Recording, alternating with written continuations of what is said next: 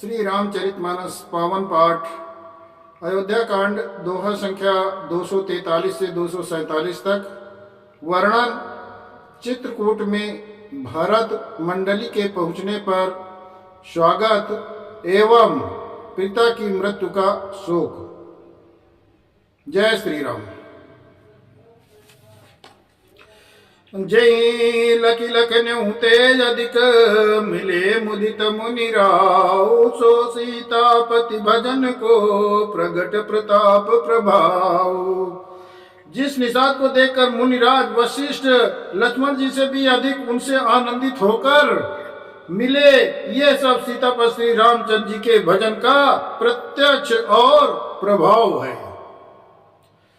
आरत लोग राम सब जाना करुणा कर सुजान भगवाना।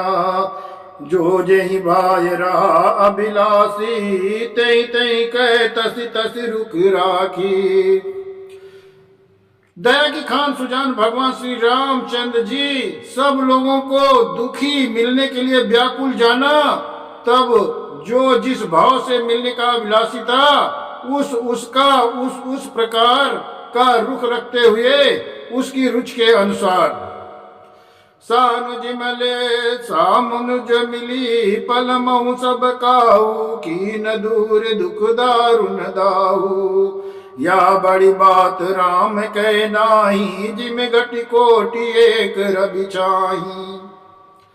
उन्होंने लक्ष्मण सहित पल भर में सब किसी को मिलकर उनके दुख और कठिन संताप को दूर कर दिया। श्री रामचंद्र जी के लिए ये कोई बड़ी बात नहीं है। जैसे करोड़ों घड़ों में एक ही सूर्य की पृथक पृथक छाया प्रतिबिंब एक साथ ही दिखती है। मिलके वटई उमगी अनुरागा पुरजन सकल सराही भागा। देखी राम दुख दुख महतारी जन सुबेली अवली मुगारी। देखी राम दुखित महतारी जन सुबेली अवली हिममारी।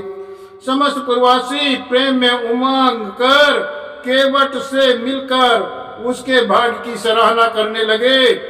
श्री रामचंद्र जी ने सब माताओं को दुखी देखा, मानो सुंदर लताओं की पंक्तियों को पाला मार गया हो।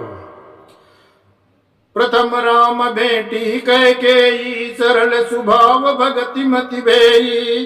पग परिकीन प्रबोधि बहोरी काल कर्म विधि सिर धरि खोरी।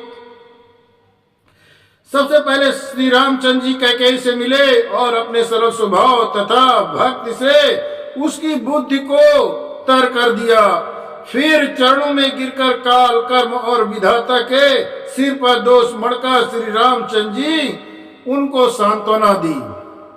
बेटी रघुबर मातु सब करी प्रबोध परितोष।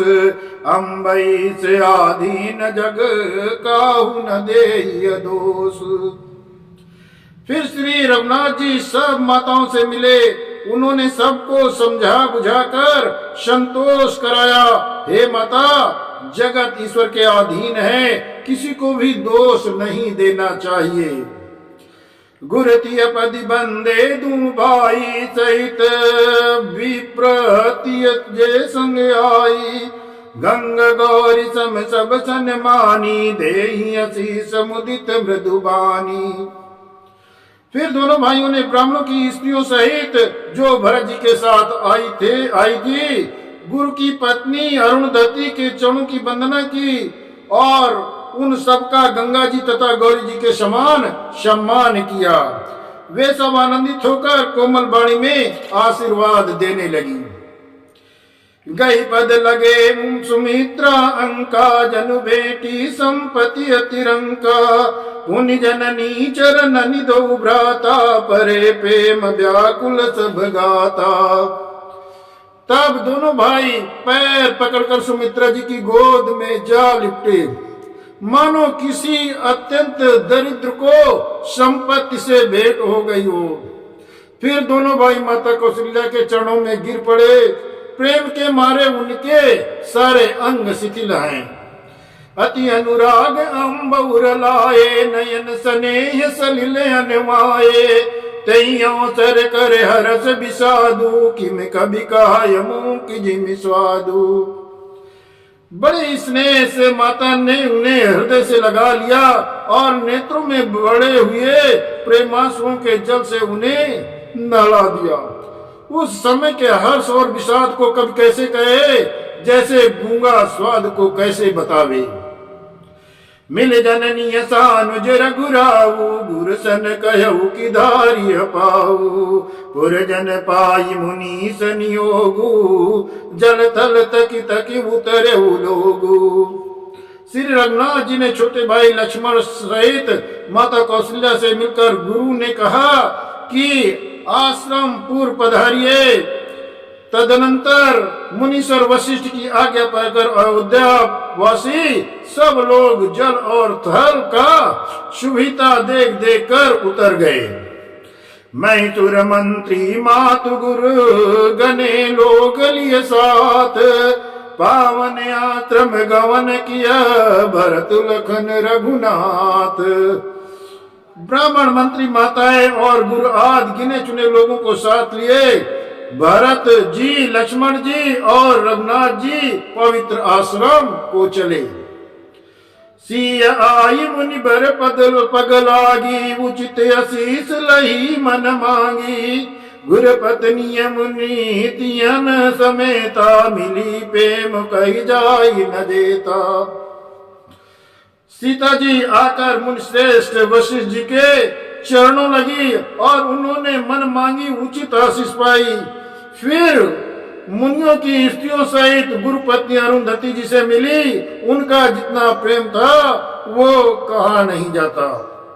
बंदी बंदी पग सिय बही के, आतिर बचन लहे प्रिय जी के। सासु सकल जब सिय निहारी, मुंदे नयन सहम सुकुमारी। सीता जी ने सभी के चरणों की अलग अलग वंदना करके अपने हृदय को अनुकूल लगने वाले आशीर्वाद पाए। जब सुकुमारी सीता जी ने सब सासुओं को देखा तब उन्होंने सहम कर अपनी आंखें बंद कर ली। परी बधिक बस मनहु मराली, काह कीन कर तार कुचाली।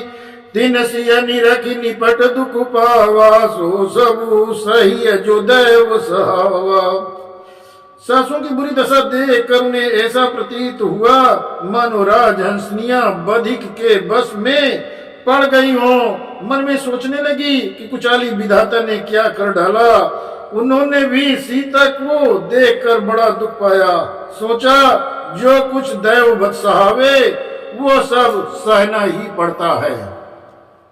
जनक सुता तब उर धरि धीरा, नील नलिन लोयन भरि नीरा। मिली सकल सासुन सिय जाई, तेहि अवसर करुणा मही छाई। तब जानकी जी हृदय में धीरज धरकर नील कमल के समान नेत्रों में जल भरकर सब सासुओं से जाकर मिली। उस समय पृथ्वी पर करुण रस छा गई। लागी लागी पग सबनी सिया, भेटती अति अनुराग। हृदय असी सही प्रेम बस, रही हूं भरी सुहाग। सीता जी सबके पैरों पर लग लग कर अत्यंत प्रेम से मिल रही हैं और सब सासुएं स्नेह बस हृदय से आशीर्वाद दे रही हैं कि तुम सुहाग से भरी रहो, अर्थात सदा सौभाग्यवती रहो। बिकल सनेय सीय सब रानी, बैठन सबहि कयो गुर ज्ञानी। कई जग गति माइक मुनि नाथा, कहे कछुक परमार्थ गाथा। सीता और सब रानियों को स्नेह के मारे व्याकुल हैं। तब ज्ञानी गुरु ने सबको बैठ जाने के लिए कहा। फिर मुनिनाथ वशिष्ठ ने जगत की गति को माइक कहकर, अर्थात जगत माया का है, इसमें कुछ भी नित्य नहीं है, ऐसा कहकर कुछ परमार्थ की कथाएं बातें कही। नप कर सुरपुर गवन सुहावा, सुनि रघुनाथ दुसा दुख पावा। मरण हेतु निज नेहु विचारी, बेअति बिकल धीर दुर्धारी। तदनंतर वशिष्ठ जी ने राजा दशरथ जी के स्वर्ग गमन की बात सुनाई, जिसे सुनकर रघुनाथ जी ने दूसरा दुख पाया और अपने प्रति अपने स्नेह को उनके मरने का कारण विचार कर धीर धुरंधर श्री रामचंद्र जी अत्यंत व्याकुल हो गए। कुलित कठोर सुनत कटुबानी, बिलपत लखन सीय सब रानी, शोक विकल अति सकल समाजू, मानहु राजू आकाज आजू। बज के समान कठोर कड़वी वाणी सुनकर लक्ष्मण जी, सीता जी और सब रानियां बिलाप करने लगी। सारा समाज शोक से अत्यंत व्याकुल हो गया, मानो राजा आज ही मृत्यु को प्राप्त हुए हों। मुनिवर बहुरी राम समझाए, सहित समाज सुसरित नहाए, व्रत निरंबू तेहि दिन प्रभु कीना, मुनियु कहे जल काऊ नलीना। फिर मुझसे वशिष्ठ जी ने श्री राम जी को समझाया। तब उन्होंने समाज सहित श्रेष्ठ नदी मंदाकिनी में स्नान किया। उस दिन प्रभु श्री रामचंद्र जी ने निर्जल व्रत किया। मुनि वशिष्ठ जी के कहने पर भी किसी ने जल ग्रहण नहीं किया। भोर भय रघुनंदन नहीं, जो मुनि आय सुदीन, श्रद्धा भगति समेत प्रभु सो सब सादर कीन। दूसरे दिन सवेरा होते ही मुनि वशिष्ठ ने रघुनाथ जी को जो जो आज्ञा दी, वो सब कार्य प्रभु श्री रामचंद्र जी ने श्रद्धा भक्ति और आदर के साथ संपन्न किया। जय श्री राम।